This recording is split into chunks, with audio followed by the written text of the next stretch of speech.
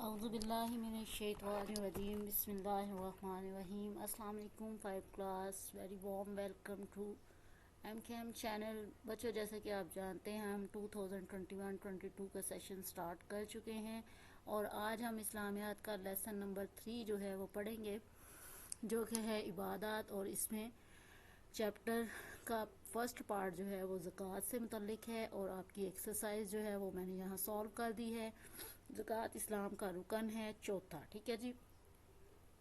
چوتھا رکن کیسے ہے؟ پہلا ہے توحید، دوسرا نماز، تیسرا روزہ، چوتھا زکوٰۃ اور پانچواں ہے حج. ٹھیک ہے جی. اسی طرح زکوٰۃ کے معنی ہے بڑھنا اور پاک ہونا. قرآن مجید میں نماز کے ساتھ ذکر ہے زکوٰۃ ادا کرنے کا. ٹھیک ہے جی. قرآن مجید میں مصارف زکوٰۃ کی تعداد 8 بتائی گئی ہے. حدیث کے مطابق جو شخص اللہ تعالیٰ کی راہ میں کوئی چیز خرچ کرے اس کے لیے وہ چیز بڑھا کر لکھ دی جاتی ہے 700 گنا. اسی طرح درج ذیل سوالات کے مختصر جوابات آپ نے دینے ہیں. زکوٰۃ کی فرضیت کے بارے میں ایک آیت کا ترجمہ لکھیں. زکوٰۃ کی فرضیت کے بارے میں اللہ تعالیٰ نے قرآن مجید میں ارشاد فرمایا ترجمہ اور زکوٰۃ ادا کرتے رہو اور اللہ کو نیک اور خلوص نیت سے قرض دیتے رہو. زکوٰۃ کے بارے میں ایک حدیث کا مبارک کا ترجمہ لکھنے جا رہے ہیں ہم.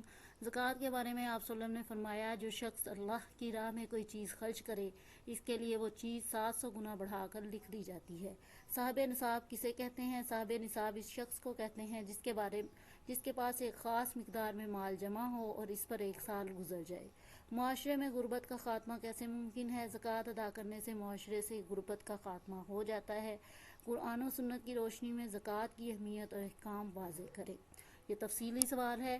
تو زکوٰۃ اسلام کا چوتھا رکن ہے. زکوٰۃ ایک مالی عبادت ہے. اللہ تعالیٰ نے قرآن مجید میں ارشاد فرمایا اور زکوٰۃ ادا کرتے رہو اور اللہ کو نیک اور خلوص نیت سے قرض دیتے رہو. اللہ کی راہ میں خرچ کرنا ایک افضل عبادت ہے. یہ اللہ تعالیٰ کے ساتھ بہترین تجارت ہے جس سے انسان کے لیے بہت فائدے ہیں. قرآن مجید میں اللہ تعالیٰ نے نبی کریم صلی اللہ علیہ وسلم سے فرمایا ان کے مال سے زکوٰۃ قبول کر لو کہ اس سے تم ان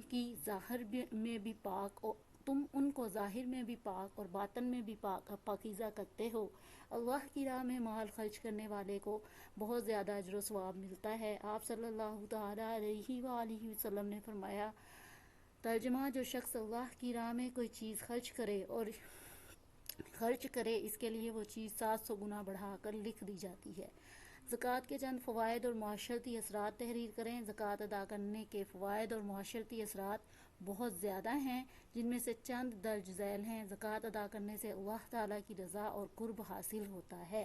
زکوٰۃ ادا کرنے سے مال پاک ہو جاتا ہے. زکوٰۃ ادا کرنے سے مال میں کمی نہیں آتی بلکہ اللہ تعالیٰ کی طرف سے برکت شامل ہو جاتی ہے.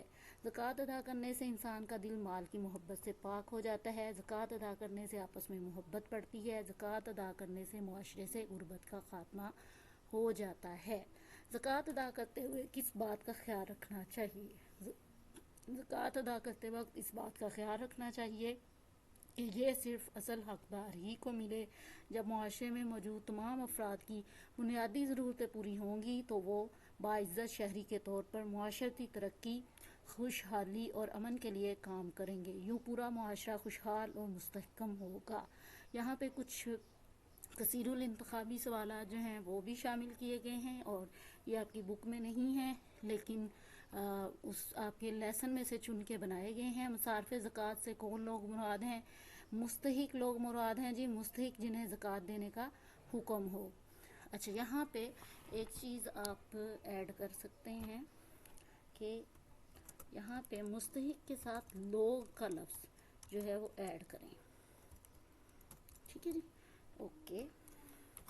اس کے بعد ہے نصاب زکوٰۃ سے کیا مراد ہے؟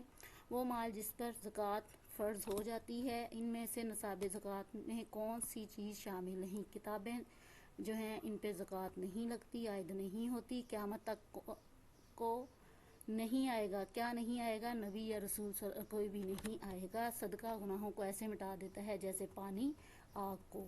اس طرح آپ نے یہ جو ہے اسلامیات کا تیسرا ٹاپک جس کا پہلا حصہ زکوٰۃ ہے وہ کور کیا.